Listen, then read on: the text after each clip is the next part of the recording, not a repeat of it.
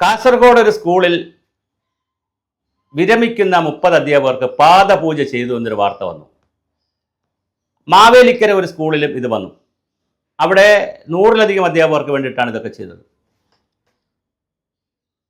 RSS നേരിട്ട് അല്ലെങ്കിൽ പോലും, വളരെ നേരിട്ടല്ലെങ്കിൽ പോലും RSSന് ആഭിമുഖ്യമുള്ള ഒരുപാട് സ്കൂളുകളുണ്ട്. വിദ്യാധിരാജ സ്കൂളുകളുണ്ട്, ചിന്മയ മിഷൻ നടത്തുന്ന സ്കൂളുകളുണ്ട്. എന്ന് പറഞ്ഞാൽ ഹിന്ദു ഫിലോസഫിയിൽ വിശ്വസിക്കുന്ന വിവിധ ആചാര്യന്മാരുടെയും അത് ഗുരുക്കന്മാരുടെയൊക്കെ പേരിലോ അല്ലെങ്കിൽ അവർ തുടങ്ങി വെച്ചതോ ഒരുപാട് വിദ്യാലയങ്ങളുണ്ട്.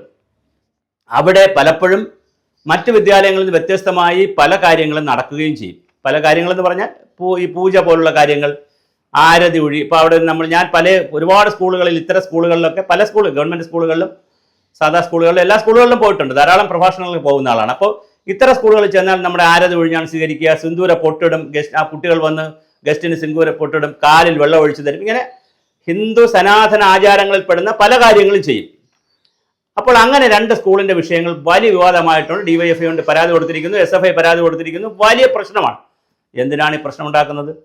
ശരിക്കും പാദപൂജയാണോ ചെയ്യുന്നത്? പാദം വെട്ടിവെച്ച് മറ്റേവരുടെ അല്ലെങ്കിൽ ആരുടെയും പാദം വെട്ടി വേറെ പ്ലേറ്റിൽ കൊണ്ടുവച്ച് പൂജ ചെയ്യുകയല്ലോ. അവരെ ഇരുത്തിയിരിക്കുന്നു. അവരെ ഇരുത്തിയതിന് ശേഷം കുട്ടികൾ താഴെ ഇരിക്കുന്നു. അവർ ടീച്ചർമാരാണ്, അവർ മുകളിലാണ് ഇരിക്കുന്നത്. അതിനകത്ത് എന്തെങ്കിലും തെറ്റുണ്ടോ? എന്നതിന് ശേഷം അവർ തൊഴുതുകൊണ്ടിരിക്കുന്നു. ഈ കുട്ടികൾ പൂജ ചെയ്യുന്ന കുട്ടികളെ, അല്ലെങ്കിൽ പൂജ ചെയ്യാന്ന് പറഞ്ഞാൽ പൂക്കൾ ഒഴിയുക, വിളക്ക് കൊളുത്തുക, വെള്ളം ഒഴിക്കുക, ഇതൊക്കെയാണ് പൂജ. അല്ലാതെ വേറെ ഹോമമൊന്നും ചെയ്യുന്നില്ല. അപ്പോൾ ഇത് ചെയ്യുമ്പോൾ കുട്ടികളെ തൊഴുതുകൊണ്ടാണ് ടീച്ചർമാരും സാർമാരും ഇരിക്കുന്നത്. അപ്പോൾ പരസ്പര ബഹുമാനത്തിൻ്റെയും പരസ്പര സ്നേഹത്തിൻ്റെയും ഒരു ഇലമെൻ്റ് അവിടെ വർക്കൗട്ട് ചെയ്യും. പണ്ട് നമ്മുടെ ഭാരതത്തിൻ്റെ സിദ്ധാന്തം എന്താണ്?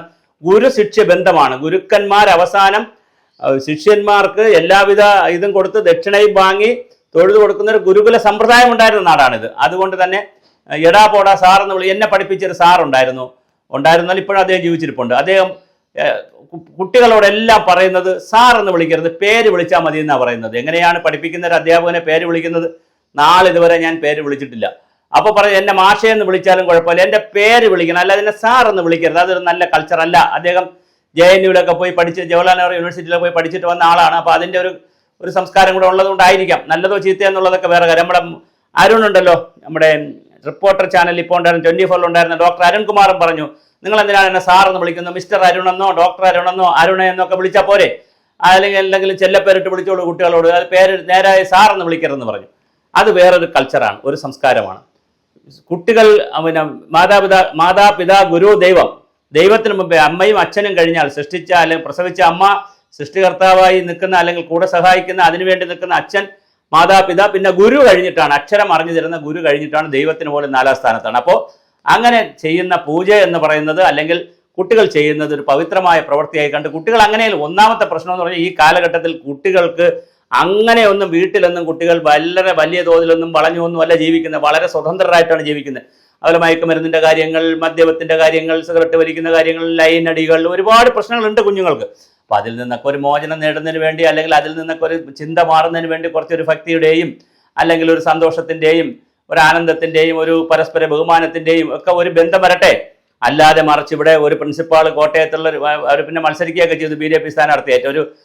ഒരു പ്രിൻസിപ്പാൾ ജീവിച്ചിരിക്കുമ്പോൾ തന്നെ അവരുടെ റീത്ത് വെച്ചു, വേറൊരു പ്രിൻസിപ്പാളിൻ്റെ റൂമിൽ കൊണ്ട് റീത്ത് വെച്ചു, പിന്നെ കുഴിമാട ഉണ്ടാക്കി, വേറൊരു പ്രിൻസിപ്പാളിന് പിന്നെ കോളേജിൽ കുഴിമാട ഉണ്ടാക്കി റീത്ത് വെച്ചു. അതും ഒരു കൾച്ചറാണ്. നേരത്തെ ഞാൻ പറഞ്ഞ സാറിന് വിളിക്കണ്ടെന്ന് പറയുന്നത് ഒരു കൾച്ചറാണ്, ഇതും ഒരു കൾച്ചറാണ്. അപ്പോൾ ഓരോരുത്തരും ഓരോ കൾച്ചറാണ്, ഓരോ രീതിയാണ്. അത് ചെയ്തുകൊണ്ട് പോട്ടെന്നേ. അതിന് പാദപൂജ എന്നൊക്കെ പറഞ്ഞ് എൻ്റെ ഒരു സംശയം, വീണ്ടും ഒരു സംശയം, ഈ പാദം എന്ന് പറയുന്ന ഭാഗം മനുഷ്യ ശരീരത്തിൽ അശ്ലീലമാണോ? വളരെ പ്രധാനപ്പെട്ടൊരു ഭാഗമല്ലേ പാദങ്ങൾ എന്ന് പറയുന്നത്. അപ്പോൾ പാദപൂജ എന്ന് പറഞ്ഞ് അതിനെ അധിക്ഷേപിക്കുന്ന തന്നെ ഒരു അഹങ്കാരമാണ്. അങ്ങനെ ചെയ്യാൻ പാടില്ല. തീർച്ചയായിട്ടും കുട്ടികൾ അധ്യാപകരോട് അവർ പാദപൂജ നടത്തുകയോ അല്ലാതെ പൂജ നടത്തുകയോ അവർക്ക് ഇഷ്ടമുള്ള രീതിയിൽ അവർ ചെയ്യട്ടെ. ഒരു കുട്ടിയെ നിർബന്ധിച്ച് കാണില്ല, ഒരു മാതാപിതാവിനെ നിർബന്ധിച്ച് കാണില്ല. അങ്ങനെ ഏതെങ്കിലും കുട്ടികളെയോ മാതാപിതാക്കളെയോ നിർബന്ധിച്ചിട്ടുണ്ടെങ്കിൽ അത് കേസ് കൊടുക്കണം. തീർച്ചയായിട്ടും ഞങ്ങൾ നിർബന്ധിച്ചു, ഞങ്ങൾക്കല്ലേ സർട്ടിഫിക്കറ്റ് തരില്ല എന്ന് പറയുന്നു, ഞങ്ങളിത് പീഡിപ്പിക്കുന്നു, അത് കേസ് കൊടുക്കണം, അത് വേറെ കേസ്.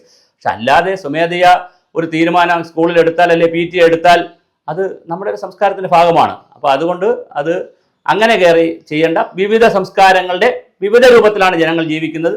ആ വൈവിധ്യത്തെ അംഗീകരിക്കുക, ഇഷ്ടമുള്ളതുപോലെ ചെയ്തുകൊള്ളട്ടെ. അതിന് കേസും വഴക്കനും ഒക്കെ നടന്നതുകൊണ്ടൊന്നും ഒരു കാര്യമില്ല.